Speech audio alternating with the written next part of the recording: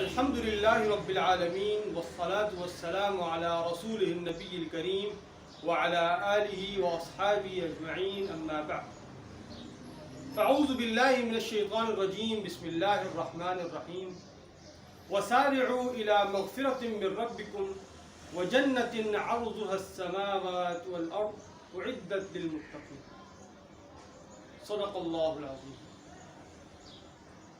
حضرت ڈاکٹر عبدالحی صاحب عارفی رحمۃ اللہ علیہ فرمایا کرتے تھے کہ جب کسی معمول کو پورا کرنے میں سستی پیش آ رہی ہو تو وہ موقع دراصل انسان کے امتحان کا ہوتا ہے۔ مثلا ایک آدمی کا معمول ہے کہ روزانہ وہ ایک پارہ تلاوت کرتا ہے یا روزانہ اتنی تسبیحات پڑھتا ہے یا روزانہ کچھ نوافل پڑھتا ہے، یہ اس کا معمول ہے، یہ ڈیلی کرتا ہے۔ لیکن کبھی ایسا ہوتا ہے کہ وہ معمول پورا کرنے میں سستی ہو رہی، تو اب اس کے پاس دو راستے ہوتے ہیں، یا تو سستی کا مقابلہ کر کر وہ معمول پورا کر لے، یا پھر اس سستی کے آگے ہتھیار ڈال دے اور معمول کو چھوڑ دے۔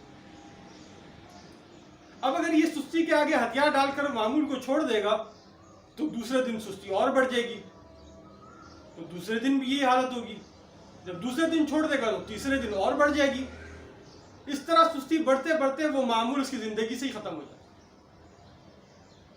اور اگر سستی کے آگے ہمت سے اور مشقت اٹھا کر محنت کر کر وہ معمول پورا کر لے گا تو اس کی برکت یہ ہوگی کہ اللہ تبارک و تعالی اس کو مزید اس کام کرنے کی توفیق عطا فرمائے۔ حکیم مولانا اشرف علی تھانوی رحمۃ اللہ علیہ فرمایا کرتے تھے تصوف کا حاصل ہی یہی ہے کہ جس وقت اطاعت کرنے کا تقاضا پیدا ہو رہا ہو، دل چاہ رہا ہو، تو اس وقت فوراً تقاضا پورا کرے اور اطاعت کر لے، اور سستی اگر اس کے مقابلے میں ہو رہی ہے تو سستی کو چھوڑے اور اطاعت کو کرے۔ اور جس وقت دل میں گناہ کا تقاضا پیدا ہو رہا ہو تو اس وقت اس گناہ کے تقاضے کا مقابلہ کر کر گناہ کے تقاضے کو چھوڑے اور اللہ کی طرف توبہ کرے۔ جب انسان کے اندر یہ صفت پیدا ہو گئی تو اس کا تعلق اللہ رب العزت سے مضبوط ہوتا چلے گا۔ اللہ تبارک و تعالیٰ نے انسان کو اشرف المخلوقات بنایا،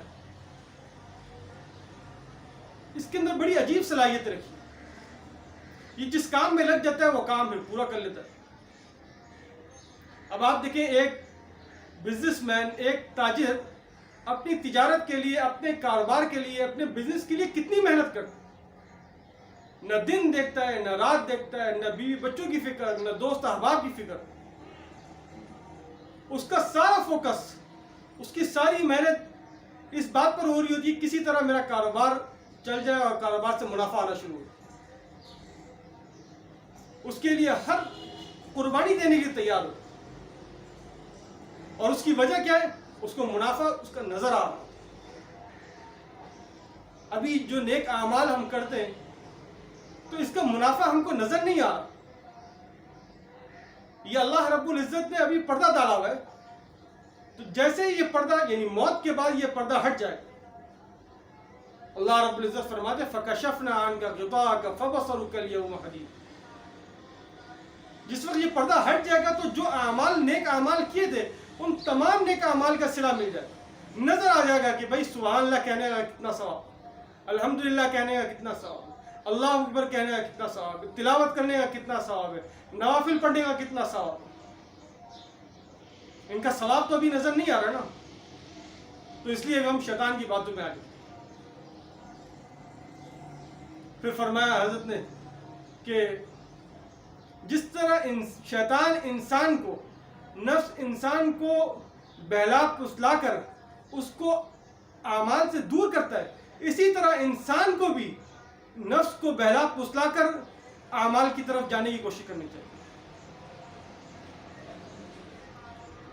ایک دم یہ نہیں کہتا کہ یہ کام نہیں کرو، نفس کہے گا بھائی یہ کام چھوڑ دو، یہ آج چھوڑ کر آج تھکے ہو کل کر لینا۔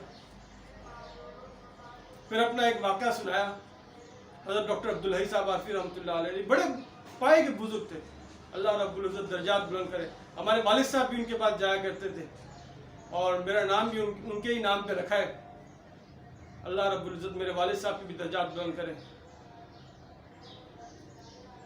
تو فرمایا کہ ایک دن ایسا ہوا کہ بڑی سستی ہو رہی تھی، تہجد میں اٹھا تو دل نہیں چاہ رہا تھا، اور شیطان نفس یہ کہہ رہا تھا کہ بھائی اب تو بڑھاپا بھی ہے، طبیعت میں بھی کچھ گرانی ہے، اور تہجد کی نماز کون سی فرض ہے، اگر آج چھوٹ گئی تو کیا ہوا، کل پڑھ لینا۔ پھر فرمایا کہ میں نے خود اپنے آپ کو تسلی دی، میں نے کہا چلے ٹھیک ہے، یہ بات تو صحیح ہے، عمر بھی زیادہ ہے اور طبیعت بھی ناساز ہے، تو ایسا کرتا ہوں کہ اٹھ کر بیٹھ جاتا ہوں، بیٹھ کر دعائیں کر لیتا ہوں۔ قبولیت کا وقت ہے یہ، تو ایسا وقت ہوتا ہے جس وقت اللہ تعالیٰ کی رحمت کا نزول ہوا ہوتا ہے، اس وقت دعائیں قبول ہوتی ہیں، تو دعائیں کر لیتا ہوں بیٹھ۔ فرمایا جب میں اٹھ کر بیٹھ گیا تو پھر میں نے اپنے آپ سے کہا بھائی اٹھ کر تو بیٹھ گئے، دعائیں شروع کر دیے، کیوں نہ ایسا کیا جائے کہ وضو کر کر دعائیں کیا جائے۔ وضو کر کر دعائیں سے قبولیت کی توقع زیادہ ہے، پھر وضو کر کر آ گیا، اب دعائیں کرنے لگا۔ اب جب وضو کر آ کر دعائیں کرنے لگا تو پھر میں نے سوچا کہ نیند جو آ رہی تھی وہ تو اب چلی گئی، اور تھوڑی دعائیں بھی ہو گئی ہیں، اب کیوں نہ 2 رکعت تہجد بھی پڑھ لوں، تو تہجد بھی ہو گئی۔ تو اس طرح فرمایا نفس کو اپنے بہلا پسلا کر اپنے نیک اعمال کی طرف لے کے جائے گا،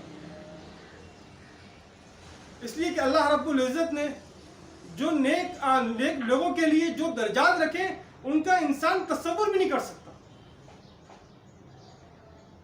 اللہ رب العزت فرماتے ہیں، جنت کا احوال بیان کرتے ہیں، فرماتے ہیں وَفِيهَا مَا تَشْتَهِي الْأَنفُسُ وَتَلَذُّ الْأَعْيُنُ، وہاں جو چاہے گا اس کو ملے، جو چاہے گا، جو خواہش کرے گا اس کو ملے۔ حضرت ابو موسیٰ اشعری رضی اللہ عنہ فرماتے ہیں کہ نبی اکرم صلی اللہ علیہ وسلم نے ارشاد فرمایا ان فی الجنت جنتین من فضہ، کہ جنت میں 2 درجات ایسے ہیں جو پورے چاندی کے، آنیتہما وما فیہا، اس کے برتن، اس میں جو چیزیں سب چاندی کی ہیں۔ اور پھر فرمایا کہ ان فی الجنت جنتین من ذہب،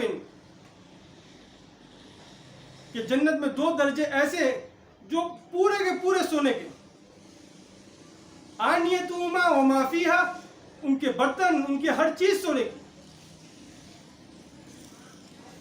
یہ کس کے لیے بیان، کس کے لیے بنائے ہیں؟ یہ نیک لوگوں کے لیے بنائے۔ اور نیک لوگ کون ہیں؟ یہ نیک لوگ ہیں جو اللہ کی عبادت کرتے ہیں۔ شیطان کو تو وہ درجات نظر آتے ہیں تو شیطان انسان کو روکنے کی کوشش کرتا ہے، انسان کو بہلا پسلا کر ان اعمال سے دور کرتا ہے جن سے اللہ راضی ہو۔ اللہ رب العزت نے یہ جنت انسان کے لیے تو بنائی ہے، نیک لوگوں کے لیے تو بنائی ہے۔